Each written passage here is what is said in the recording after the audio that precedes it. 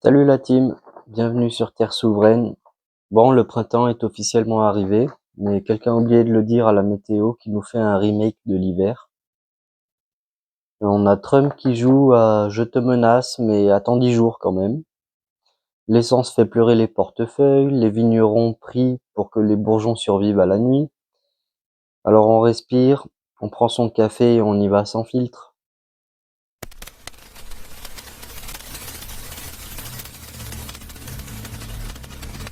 On commence par les actus en France. On a le gel, l'essence qui flambe et un hommage nostalgique. Allez, on commence par le froid qui pique. Cette nuit et ce matin, une bonne partie du pays s'est réveillée avec des températures négatives. En fait, toute la semaine, ça a été comme ça. En Auvergne, nous, ça fait un moment que ça pique les températures. Les vignerons sont en alerte maximale. Gelée entre -3 et -5 degrés dans les vallées. Les bourgeons sont déjà sortis à cause d'un hiver trop doux. Le résultat, ils sortent les chaufferettes, les bougies, les hélicos anti-gel. Un vigneron a résumé: en une nuit, on peut tout perdre. Donc c'est vrai que pour eux, c'est critique là. Même la vigne fait du chantage climatique. Si ça continue, on va bientôt boire du vin millésime gelé 2026, édition limitée à prix d'or. Ça va coûter une blinde. Côté carburant, vous le savez tous, c'est la douleur. Le gasoil frôle les 2,23 en moyenne. On parle bien d'une moyenne. Le 95 autour de 2,03 €. La photoblocage ou quasi-blocage du détroit d'Ormuz depuis des semaines à cause des tensions de l'Iran et Israël. Et on a les routiers et les pêcheurs qui râlent. Certains menacent déjà de bloquer les routes à l'ancienne. Sur Twitter, c'est le festival. Merci Trump et l'Iran, mon plein me coûte un SMIC maintenant. On va bientôt faire le plein avec des tickets resto.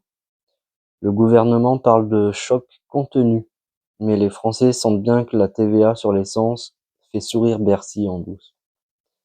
Ils se mettent un pognon de dingue avec les taxes sur l'essence. Là, c'est pas près de baisser. À côté de ça, on construit une patinoire olympique à Nice.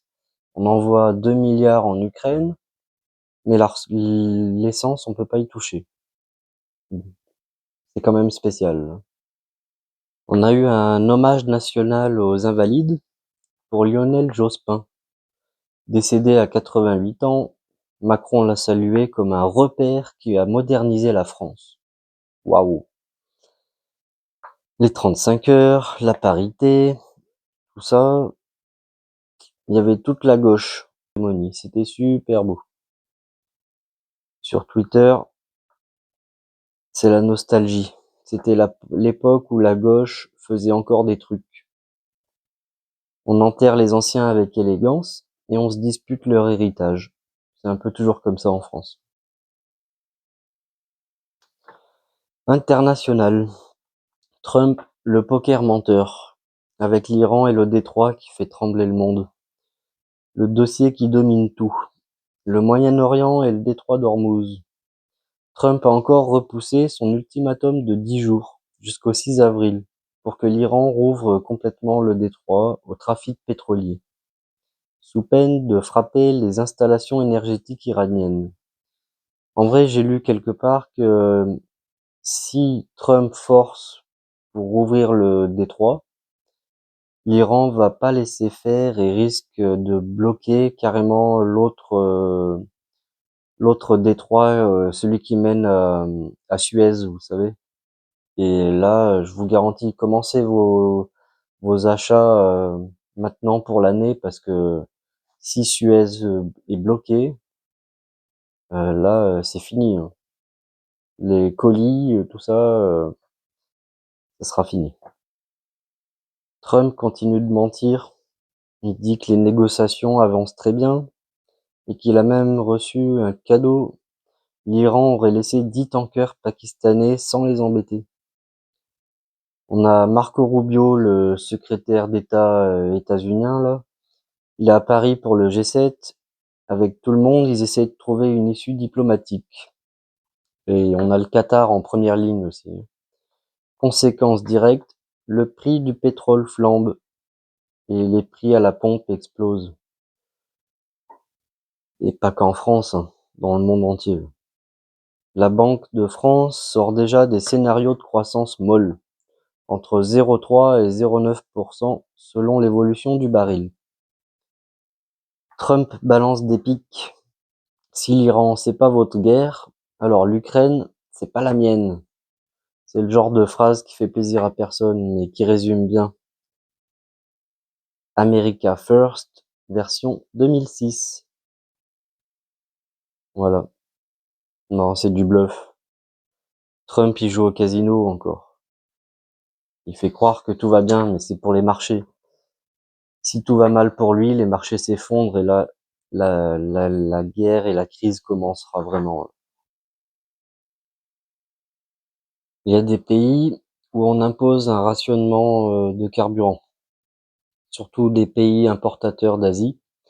Au Sri Lanka, par exemple, c'est 15 litres par semaine pour les véhicules privés et une semaine de travail réduite. Au Bangladesh, 2 litres maximum pour les deux roues par jour. La Birmanie aussi, la Slovénie. La Slovénie, c'est un pays européen, hein. Il y a des restrictions, des rationnements déjà. La Thaïlande est en pénurie. Le Pakistan prolonge les vacances scolaires et instaure la semaine de 4 jours pour le travail. À côté de ça, on a des pays comme la Corée du Nord, le Vietnam et d'autres pays qui plafonnent les prix et qui imposent un peu le télétravail aussi. Il y a qu'en France où les prix montent pour que l'État s'en mette plein les poches. C'est un peu du profitage, hein, sur les citoyens. On vole les gens ici, il n'y a pas de problème. Nous, on n'a pas de pénurie. Tu veux de l'essence, tu la payes. Tant que tu peux, tu payes. Bon, vous l'avez compris, l'ambiance est électrique entre ceux qui craignent un choc pétrolier mondial et ceux qui espèrent que ça se calme avant que l'essence atteigne 3 € le litre. Sinon, il y a Zelensky qui réclame toujours un peu d'argent pour continuer sa guerre. Moi, je lui proposerais plutôt de faire des élections dans son pays. Ce serait une bonne chose. Bon, retour en France. Vous avez vu à Saint-Denis, après les élections, il y a un maire là qui a voulu faire désarmer la police municipale.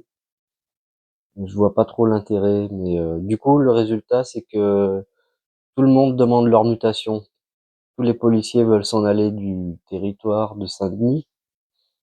Donc, si on enlève les policiers, c'est quoi qui va se passer là-bas? Saint-Denis va tomber. Ça va être une zone étrange là-bas aussi. Bon, pour conclure ces petites infos, on a la planète qui joue à repousser l'apocalypse de 10 jours grâce à Trump, pendant que la France grelotte, calcule son budget au centime près. On protège les vignes comme des bébés et on rend hommage à ces figures du passé avec classe. Allez, courage pour cette semaine, buvez un café bien chaud, évitez les pleins inutiles si possible, croisez les doigts pour que le détroit d'Ormuz se calme et dites-vous que même les vignes survivent au gel la plupart du temps. À bientôt tout le monde.